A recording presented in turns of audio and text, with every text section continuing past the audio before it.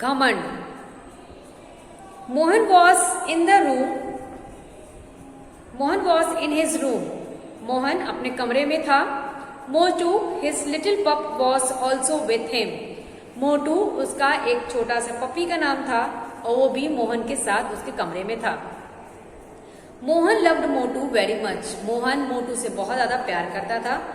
Motu was snow white with long fur all over his body, Motu सफेद रंग का जैसे बर्फ होता है, स्नो वाइट कलर का, उसके बॉडी में पूरा लॉन्ग लॉन्ग फर थे। It was evening. Meenu, the little sparrow, came flying along with the flight of sparrows and sat on a tree outside Mohan's window. शाम का समय था। मीनू छोटी सी स्पैरो का नाम, छोटी सी चिड़िया का नाम था। वो अपने दोस्तों के साथ एक झुंड में उड़ते हुए मोहन के विंडो पे आकर के बैठ गई। They came every evening to the garden. और वो हमेशा अपने दोस्तों के साथ, यानी कि मीनू हमेशा अपने दोस्तों के साथ एक झुंड में उड़ करके शाम के समय वो गार्डन में, यानी कि वो बगीचे में आकर के बैठती थी।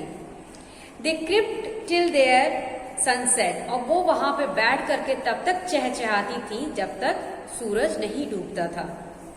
When the sun was about to set, the sparrow and her friends went to their nest. और जैसे ही सूरज ढलने को होता है, स्पैरो और उसके सारे फ्रेंड्स वापस अपने घर के तरफ चले जाते हैं। The little sparrow was Mohan friend, और जो छोटी सी चिड़िया थी वो भी मोहन की बहुत ही अच्छी दोस्त थी। One day Mohan made a nice little kite, एक दिन मोहन ने एक बहुत ही प्यारा काइट बनाया। It was red kite with a long tail, उसने जो लाल रंग का पतंग बनाया था उसका एक लंबा सा पूंछ था। Motu was very happy to see the kite, Motu kite को देख करके बहुत ही खुश था। So where Meenu and her friend, और उसकी जो फ्रेंड थी मीनू और मीनू के जो फ्रेंड थे ये काइट देख करके बहुत ही खुश थे। One that evening Mohan went out with the kite, और उस दिन शाम को मोहन अपने काइट के साथ बाहर गया। Mohan tied the kite to a long thread, Mohan ने अपने काइट को एक बड़े से धागे के साथ बांध दिया।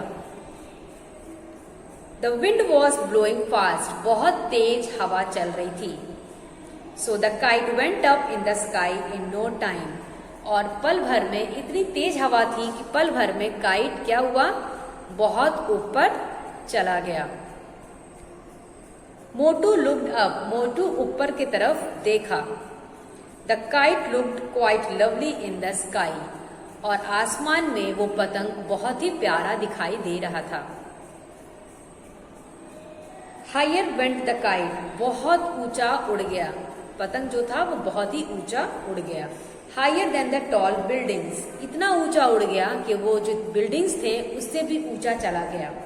The trees and the eagle flying up in the sky, यानी कि काइट इतना ऊपर उड़ गया था कि बिल्डिंग्स, ट्री और जो ईगल उड़ रही थी उससे भी ऊंचा उड़ता हुआ चला गया। The kite was very happy, I am higher than all other things, और जो काइट था वो मन ही मन बहुत खुश था। क्यों? क्योंकि वो ये सोच रहा था कि मैं सारी चीजों से बहुत ऊंचा उड़ान भर रहा हूं। Meenu and her friend went up in the sky to reach the kite, Meenu और उसके जितने सारे दोस्त थे वो उड़ते उड़ते उस काइट के पास पहुंचने की कोशिश किए और वह बाद में पहुंचे भी। अब यहाँ पे काइट और मीनू का कॉन्वर्सेशन चल रहा है। You are very lucky said Meenu, Meenu ने काइट से बोला कि तुम बहुत ही लकी हो। You look pretty in the sky, और तुम बहुत ही खूबसूरत लग रही हो आसमान में उड़ते हुए। You can fly very high, और तुम और भी ऊंचा उड़ान भर सकती हो। The kite became very proud, इतना सुनते ही काइट को बहुत ज्यादा घमंड आ गया। It said I can go higher and higher up, kite ने मीनू से बोला कि मैं और भी ऊंचा, बहुत ऊंचा जा सकती हूँ।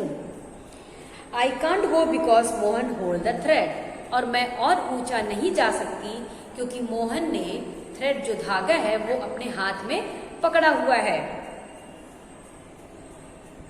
आई can't go, he does not let me fly higher and higher. और उसने बोला कि मोहन मुझे अलाउ नहीं कर रहा है कि हम और भी ऊंचा जा सके। What a pity said the sparrow. Sparrow ने बोला बहुत दुख की बात है। Turn the page, turn the page. Could you do me a favour, the kite said eagerly. और बहुत उत्सुकता के साथ काइट ने स्पैरो से बोला कि क्या तुम मेरे पे एक एहसान कर सकती हो? Could you break the thread with your sharp beak. Kite ने स्पैरो से बोला कि तुम अपने चोंच से क्या वो जो धागा है हाथ में, मोहन के हाथ में, क्या उस धागे को तुम तोड़ सकती हो? I can said the brown little sparrow. और वो ब्राउन कलर की जो स्पैरो थी उसने बोला कि हाँ मैं ये धागा तोड़ सकती हूँ। The sparrow went up and broke the thread with its sharp beak. और स्पैरो उड़ते हुए गई और अपने तेज चोंच से धागे को उसने तोड़ दिया। As soon as the thread was broken, the kite started coming down. जैसे ही उसने थ्रेड को तोड़ा, धागे को तोड़ा, काइट बहुत तेजी से नीचे आने लगा। It came falling to the ground। और वो ग्राउंड की तरफ यानी धरती की तरफ वो धीरे नीचे बड़ी तेजी से गिरते हुए आना शुरू हो गया।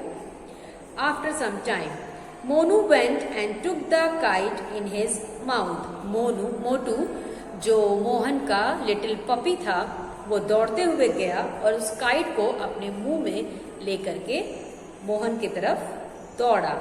Mohan was watching all this. और मोहन ये सब देख रहा था। As Motu bought the kite to Mohan, he looked at it sadly. और मोटू ने जब अपने मुंह में दबा करके काइट को दौड़ते हुए मोहन के पास आया तो मोहन बड़े उदास से मोटू को देख रहा था। The kite was all torn up to pieces by the wind। और जो काइट था वो कई टुकड़ों में फट गया था हवा की वजह से। हवा की वजह से काइट जो था वो कई टुकड़ों में फट गया था। तो हमें इस स्टोरी से क्या शिक्षा मिलती है? हमें इस स्टोरी से ये लेसन मिलता है कि हमें कभी भी किसी भी चीज का प्राउड नहीं करना चाहिए।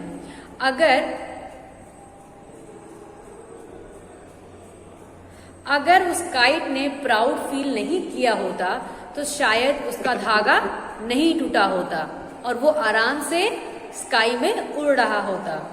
सो what is the lesson of the story? That we should never be proud. अगर आपको कोई किसी भी चीज को कुछ कह करके आपको अप्रिशिएट करता है, suppose if someone is telling that you came first in the class and you are always coming first in the class, don't feel proud. Don't feel proud of yourself. Okay? If you will feel proud, it is not going to work. ठीक है? कभी भी आपको इस lesson से हमें ये story मिलती है कि हमें कभी भी प्राउड नहीं करना चाहिए। So what will be your homework? You have to read this chapter carefully with a good and a proper way, with a proper pronunciation.